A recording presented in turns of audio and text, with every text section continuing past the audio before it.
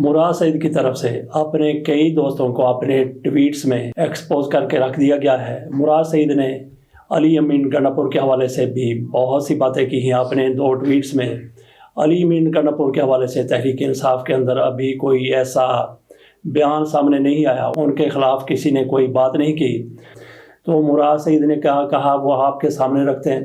مراد سعید نے کیا کہا وہ آپ کے سامنے رکھتے ہیں دونوں ٹویٹس، لیکن اس سے پہلے تھوڑی سی بات کر لیتے ہیں آئینی ترمیم کے حوالے سے۔ آج یہ خبریں شائع ہو رہی ہیں، بلکہ کئی اس پر ویلاگ بھی بن چکے ہیں کہ آئینی ترمیم بڑھ گئی، نہیں ہونے جا رہی، قاضی فیصل صاحب کو ایکسٹینشن نہیں ملنے والی، اور تقسیم کی باتیں ہو رہی ہیں کہ ججوں کے اندر کتنی زیادہ تقسیم ہے۔ تقسیم تو پہلے بھی موجود تھی، لیکن اب یہ کہا جا رہا ہے کہ کسی نے کہہ دیا 8 ججوں کے، کسی نے کہہ دیا 12 ججوں کے، اور ایک نے تو یہ کہہ دیا کہ 18 ججوں کے استعفے تیار ہیں۔ اگر 18 ججوں کے استعفے تیار ہیں تو پھر رہ کون گیا؟ صرف قاضی فیصل صاحب۔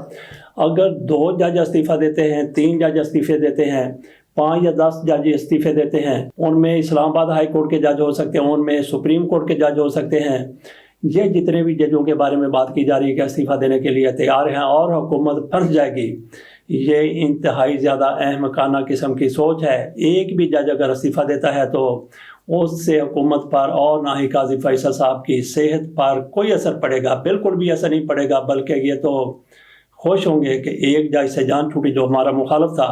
اگر 10-12 جج استعفیٰ دے دیتے ہیں تو پھر تو یہ اتنے زیادہ خوش ہوں گے، شاداں ہوں گے، فرح ہوں گے۔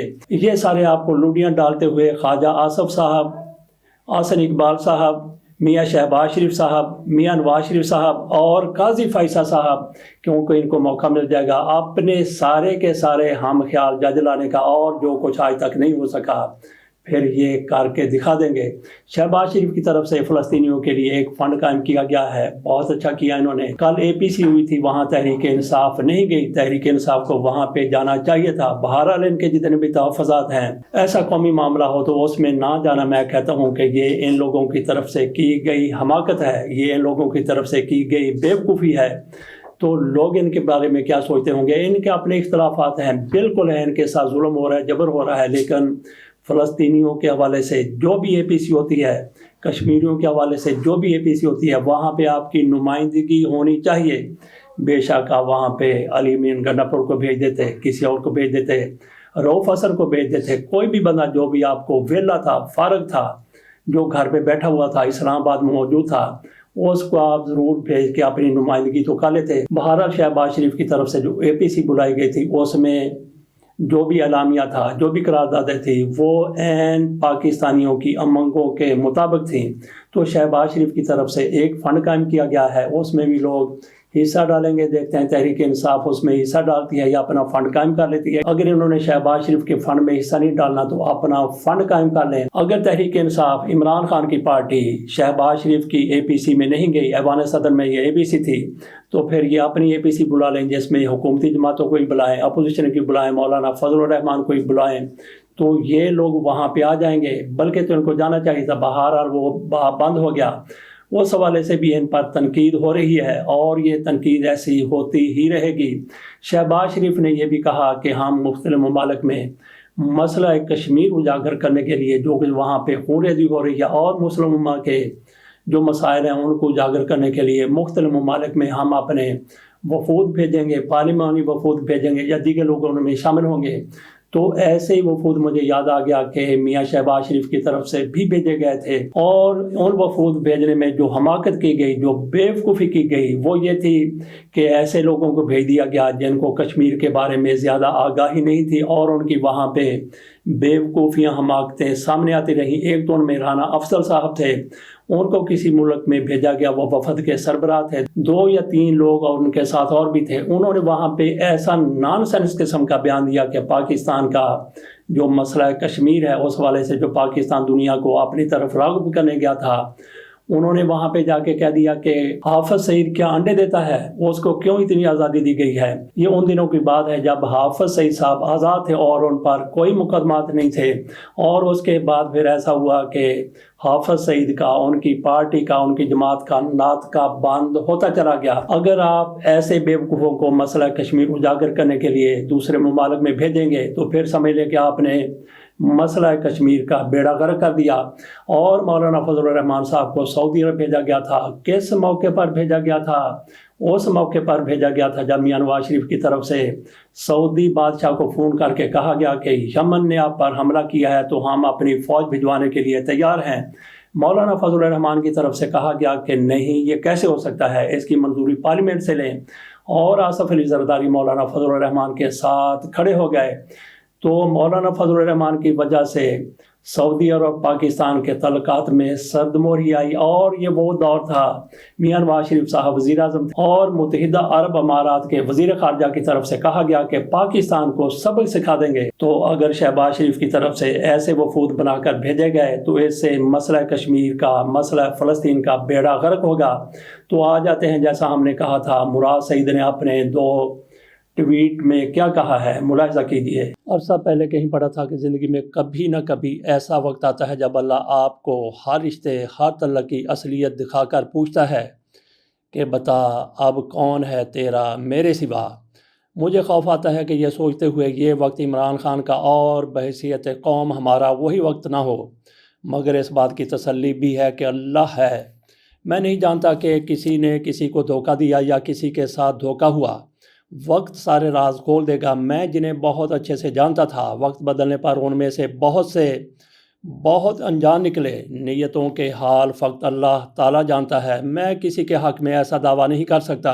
ہاں، اتنے عرصے کی رفاقت کی بنیاد پر اپنے لیڈر کے متعلق اعتماد سے کہہ سکتا ہوں کہ نہ اس نے کبھی اس قوم کا سودا کیا ہے، نہ کرے گا۔ وہ اپنے مجرم معاف کر دے گا۔ اپنی قوم کے مجرموں کو معاف کرنے والا ہوتا تو آج کال کوٹھڑی میں نہیں، مسند پر ہوتا۔ 4 اکتوبر کے احتجاج سے قبل بھی خان صاحب سے میدان میں اترنے کی اجازت چاہی۔ جواباً یہی معلوم ہوا کہ آپ کے حوالے سے احکامات، یعنی مراد سعید کے حوالے سے احکامات میں کوئی رد و بدل نہیں ہے۔ مجھے سیاست میراث میں نہیں ملی۔ میری سیاسی بقا اپنے لوگوں کے درمیان رہنے میں ہے، ان کے ساتھ کھڑے رہنے میں ہے۔ یہ بھی میرا ایمان ہے کہ زندگی موت اللہ کے ہاتھ میں ہے۔ میری قوم گواہ ہے۔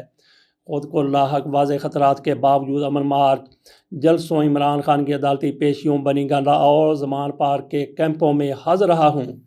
مراد سعید مزید اپنے ٹویٹ میں کہتے ہیں کہ مگر اب جو حکم ہے سو ہے۔ میں اس حکم کی مسئلہ سے واقف نہیں، نہ ہی میں خود کو اس تحریک کے لیے لازم و ملزوم سمجھتا ہوں، مگر ڈسپلن میرے لیڈر سے میری وفاداری کا تقاضا ہے۔ مجھے جتنا بھی ناگوار ہے لاکھ جبر سے ہی، مگر میں اپنے عہد وفا کا پابند ہوں۔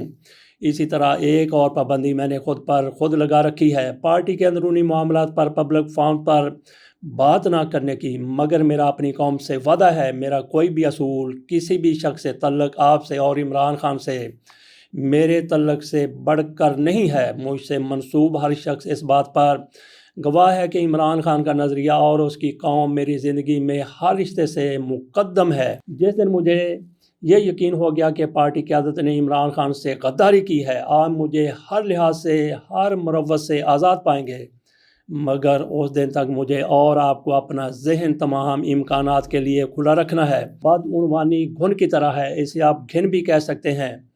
اپنی سوچ کو بدگمانی سے، سائے سے محفوظ رکھنا ہے، اور عین ممکن ہے کہ ہمارے خلاف بطور ہتھیار استعمال ہو رہی ہو۔ میں جانتا ہوں کہ طے شدہ حکمت عملی اور خان صاحب کی واضح ہدایت پر عمل نہیں ہوا، مگر میں فی الوقت سے غفلت گردانوں گا۔ میں پہلے بھی کہہ چکا ہوں، ہم میں سے کوئی بھی عمران خان نہیں ہے۔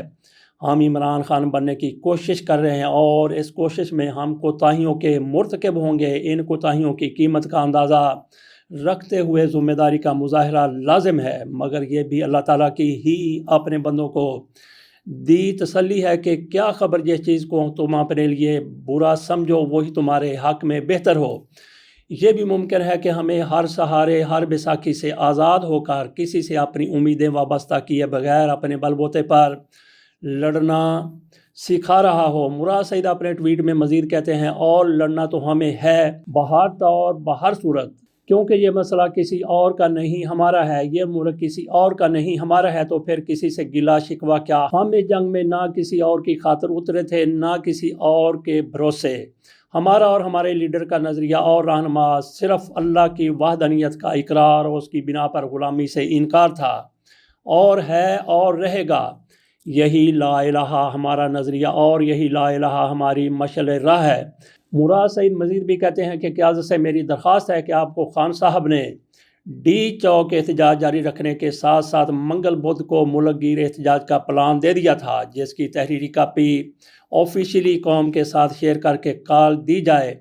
اس ضمن میں پارٹی عہدیدار متعلقہ تنظیموں، کارکنان، منتخب ممبران سے رابطے کریں۔ خان صاحب کی یہ بھی ہدایت تھی کہ سوشل میڈیا پر پیغام احتجاجی تحریک کے لیے جاری ہوں، لیکن عہدیدار، تنظیمیں وغیرہ انفرادی طور پر کارکنان، حلقے کے عوام اور ممبران سے رابطہ کریں تو کارکن اور قیادت ہر سطح پر منظم ہوں، اپنا لائحہ عمل طے کریں، پلان کریں، پرامن رہیں، متحد رہیں، گرفتاریوں سے بچیں۔ گراؤنڈ کے علاوہ بھی سوشل میڈیا پر اپنا فوکس لامعنی بحثوں پر نہیں، اپنے مقاصد پر رکھیں۔ عمران خان، بشرا بی بی، دیگر قیادت اور کارکنان کی رہائی، آئین و قانون کی بالادستی، مینڈیٹ کی واپسی کے علاوہ کوئی اور بحث وقت اس وقت ہمارا سب سے زیادہ قیمتی اثاثہ ہے۔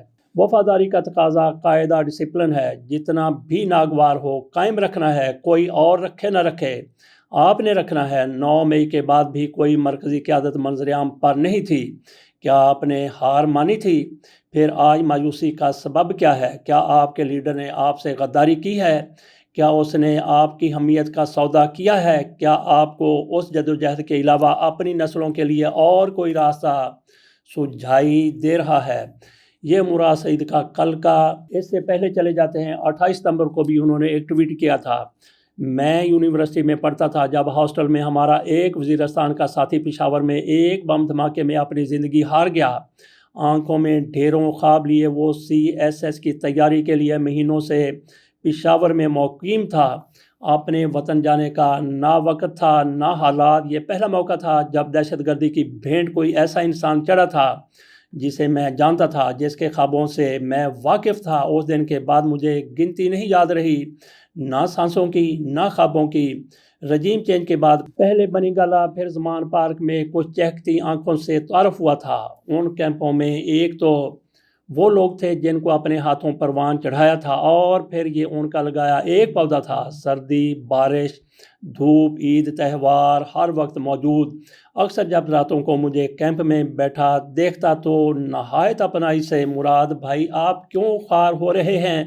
یہاں ہم ہیں نا، ہم ڈیوٹی دیں گے، آپ آرام کریں۔ آخری وہ خواب جنہیں میں نے چہکتے سنا تھا 4 دن پہلے کرم میں ایک انجان گولی کا نشانہ بن کر دفن ہوئے۔ وہ رخ مین خان جو امن کے لیے آواز اٹھانے والوں میں پیش تھا، اس بدامنی کی بے رحمہ کی نظر ہو گیا۔ خوابوں کی ایک عجب خصوصیت ہے، یہ دفن ہوں تو دگنا ہو کر اگتے ہیں۔ میں نے سمجھائی ہے یہ بات بہت مرتبہ بہت سے ایسے لوگوں کو جنہیں اپنی طاقت پر دائمیت اور کاملیت کا گمان ہے، یہ کہ خواب مرتے نہیں۔ میں نے یہ تب بھی سمجھایا تھا جب وہ میرے سر کی قیمت لگا کر میری زبان بندی کو مسئلے کا حل سمجھ رہے تھے، مگر کیا کہیے کہ انسان کی خدائی کے دعوے کی پہلی شرط ہی حقیقت کو جھٹلانا ہے۔ مراد سعید اپنے ٹویٹ میں مزید بھی کہتے ہیں: اور جیسے اس کی خدائی کا دعویٰ محض ایک بیانیہ ہوتا ہے، اس کی سوجھ میں ہر مسئلے کا حل بھی محض بیانیہ ہی ہوتا ہے۔ سڑکوں پر شہر کے شہر اموڑ ڈائیں، کسی کو کسی کی سیاست سے سروکار نہیں۔ شروع فساد کے دنوں میں اپنے لوگوں کو سمجھایا تھا کہ ہماری سیاستیں اور مخالفتیں سب امن کے منہون منت ہیں، یہ ہوگا تو سب کر لیں گے، بھلا ہو میرے لوگوں کا۔ گھٹی سے باندھ لیا، اب یکجان دو قلب، ایک ہی پکار، ایک ہی للکار، وہ ہے امن، امن، امن۔ اور یہ ناداں آج بھی یہی سمجھ رہے ہیں کہ جن کی جانب انگلی اٹھائیں گے وہ غدار بھی ٹھہریں گے، دہشت گرد بھی، اور دہشت گردوں کے سہولت کار بھی۔ بدل چکی ہے یہ قوم، گزر چکے ہیں وہ دن، اب تمہارے دغا کو کوئی دعا نہیں پڑتا۔ آپ مجرم کو مجرم کہتے ہیں، نقطوں سے کنی نہیں کتراتے، چاہے تم جتنے بین ڈالو، جھوٹی قسمیں کھا لو، تاریخ مسخ کر لو، سب جانتے ہیں ان کا محرم حال وہ ہی شخص تھا کہ جس کے ہوتے مجال نہ تھی کہ کسی دنیاوی طاقت کی کہ ان کے سروں پر موت کی طرح منڈلاتا۔ وہ نہیں جانتے کہ جب تم ایک ملیشیا کے آگے ہتھیار ڈالنے کو تیار تھے تو اس نے تم سے اپنی قوم کی حمیت کا سوال کیا تھا، ان کے خون کا جواب مانگا تھا۔ میں جانتا ہوں، میں شاہد ہوں، اور تم بھی جانتے ہو کہ تمہارے دعوی محبوبیت کی طرح تمہارا بیانیہ بھی جھوٹ ہے، مگر انہیں یقین ہے کہ ان کے خون کا سودا کرنے والوں میں اس کا نام کبھی نہیں ہوگا۔ وہ نہیں جانتے کہ تم کیسے بھڑکے تھے، کتنا تل ملائے تھے، کیسے ہتھیلیاں رگڑتے لوٹے تھے، مگر آخری دن تک تمہارے پاس نہ اس کے سوالوں کا کوئی جواب تھا اور نہ ایسا کوئی ہتھیار کہ جس سے تم اسے اپنی قوم سے دغا پر قائل کر سکتے، مگر کچھ نہ جانتے ہوئے بھی اس کی قوم اس کی بات پر قسم کھا سکتی ہے۔ وہ اپنے مجرم اور محسن دونوں کو جانتی ہے، وہ اپنا امن اور اپنی آزادی دونوں چاہتی ہے۔ اب تم بیانیے بناؤ یا مقتل گاہیں سجاؤ، یہ خواب مرنے نہیں ہیں، کبھی نہیں مرنے ہیں۔ یہ تھے مراد سعید کے 2 ٹویٹ جو آپ کے سامنے رکھے۔ تو یہ آپ نے سن لیا مراد سعید صاحب نے کس طرح سے اپنے ساتھیوں کو ایکسپوز کیا ہے اور کس طرح سے اپنے مخالفین کو انہوں نے لتاڑا ہے، اور کس طرح سے وہ اللہ تعالیٰ کی رحمت پر، اللہ تعالیٰ کے کرم پر، اللہ تعالیٰ کی مہربانیوں پر یقین رکھتے ہیں۔ اجازت دیجیے، اللہ حافظ۔